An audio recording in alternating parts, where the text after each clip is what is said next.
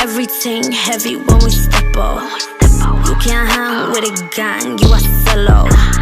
Yeah, everything check, Constella.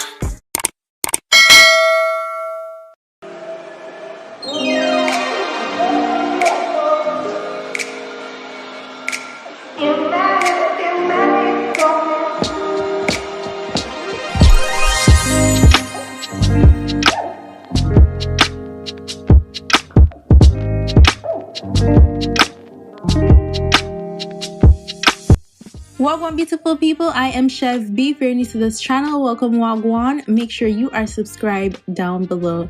Okay guys, now starting off this hairstyle, I'm starting off with freshly washed hair, and my hair is already pre-stretched from the night before. So to pre-stretch your hair, you could either do a braid out after washing, or you could do like what I did and I just blow dried my hair. Now to do the partings for this style, honestly, there's nothing special to the parting spaces that I did. I just did the typical squares. However, to start my parting, I often section my hair in two and do subsections. So because the pre-made butterfly locks are so chunky, I wanted to make sure that I didn't do my partings too small, or I would end up using a lot more hair than I wish to, and then it would be too bulky and too chunky. So the amount of parting spaces that I did for this style was actually 31. It seems very small, but as you guys could see from the beginning of the video, it still looked full for only 31 spaces. So you want to be mindful of that when using this individual crochet style. The locks are chunky, so you don't want to do too much partings because you're going to have a lot of hair on your head. So I'm going to be using the Murray's Edge Wax gel for this style. I usually go with the Shine and Jam Magic Fingers, but I ran out of Shine and Jam when recording this video, so I had to just use whatever I had on hand. Now, this is not the best thing to use. I highly recommend the Shine and Jam for braiding styles because it is super bomb and it dries clear. However, this did eventually dry clear. It just took a longer time and it had me worried for a minute, but that's okay. Now I'm going to use this Camel Rose Shine Balm. So basically it's a sealant for the ends of your hair, and I think this is, I've been using this often when doing my protective styles, like if I'm doing braids or any type of style that my hair is tucked in.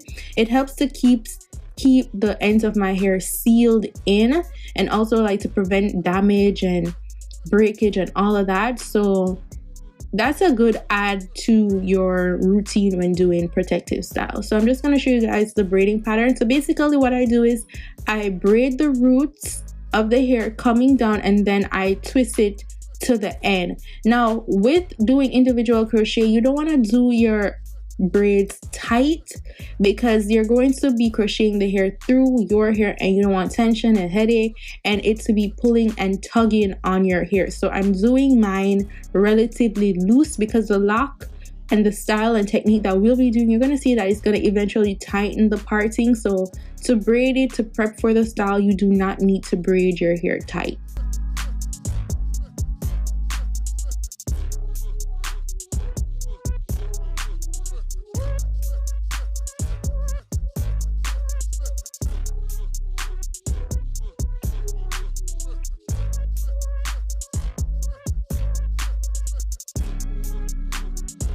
Now this is how my hair is looking. As I said, I did 31 partings. That's only 31 spaces. Now the hair that we'll be using today is from the Janet collection, and this is from their Nola Tress Premium Edition, and these are their butterfly faux locks in the bob length. So it comes in 10-inch, 12-inch, 14-inch, and each of these locks are handmade. So none of the locks are exactly the same because they're all handmade. And then on the back of the package, it shows you different colors that you could get.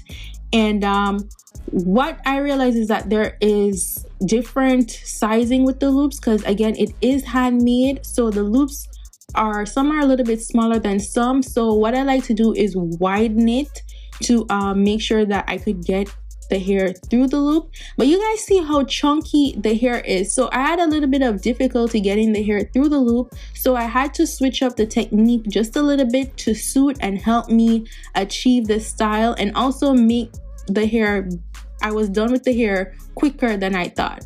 Now for this style, I'm only using the 12-inch and the 14-inch, and there is 30 loops of hair in each package. So honestly, you do not need a little more than 2 packs. I actually didn't even need 2 packs of hair. So what I do is, instead of crocheting the butterfly locks through the hoop, I crochet my hair because it's way easier, and because my hair is thinner than the actual lock, it was easy to go through the loop. And because the lock, even though it's so chunky, it was too tight to pull my hair through it. So what I did is I get a piece of water wave hair and decide to wrap it around my hair and the lock to create the effect as if I did these individually. Now I know it might seem like more work, but it actually isn't, and it's super easy because, you know, with butterfly faux lock, you gotta be like doing the thumb action and the looping and all of that. I didn't even have to do the wrapping to perfection because obviously the lock is already made. I just added the water wave hair just to hide my hair with the locks. And that is it. I didn't have to knot it because of how distressed the lock is. The water wave hair blended with it effortlessly. So I'm gonna keep showing you guys over and over again this technique, and this is really easy for people that don't know how to do the butterfly locks. Like sometimes you do it, it doesn't look like how it's supposed to look. So this pre-made hair, along with this method and adding a little bit of water wave, it will be perfect for you. So Jana Collection has water wave hair that you could also just get like a pack, because you don't even need a whole pack of the water wave, because I only use like 1 piece of water wave hair for each, and it's just to hide my hair. And you guys see that I didn't even have to wrap it all the way to the base of it. It's just to wrap it until it gets to where my hair is, and then just roll it and you're done. So I'm just going to keep repeating the method that I do so that you guys could see it, and you'll see how pretty easy and simple it is. And this style, I was finished doing it in about 2.5 hours because it was relatively easy to do. And I realized that it was even more easier than the last butterfly faux lock that I did with the long version, where I had to like crochet the hair in. And also with doing this method as opposed to the regular crochet method, you use less hair. As I said, I only use the 12-inch and the 14-inch. I only use 1 bundle, that's 10 pieces of the 12-inch, and then I use the rest in 14 inches at the top. So 12 in the back and then 14 on top. I did 31 parting spaces, and that is it. So basically, actually 1 pack of hair could do, since each little bundle inside of 1 pack is 10 and there's 3 of them, so that's 30 pieces in 1 pack. Now I'm just gonna take some scalp oil and put it on each parting space, you know, just to give that anti-itch effect. I have eczema on the scalp. I get really itchy scalp sometimes, so light oils work great for me, like avocado oil and all of that. So I just put it on my scalp, and that is basically it. This is how the hair is looking the very next day, because I went to bed after doing it.